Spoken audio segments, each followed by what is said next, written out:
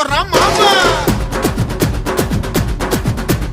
తప్పుకురా మావా తప్పొప్పుకురా మావా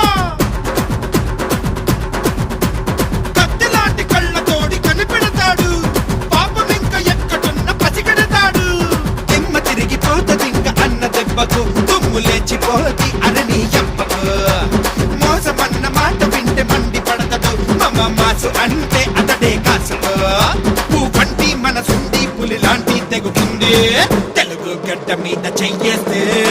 తెగబడి వస్తాం తలలే తెగ నరికేస్తాం తెలుగోటంటే నీకు చూపించేస్తాం తెగబడి వస్తాం తలలే తెగ నరికేస్తాం తెలుగోటంటే నీకు చూపించేస్తాం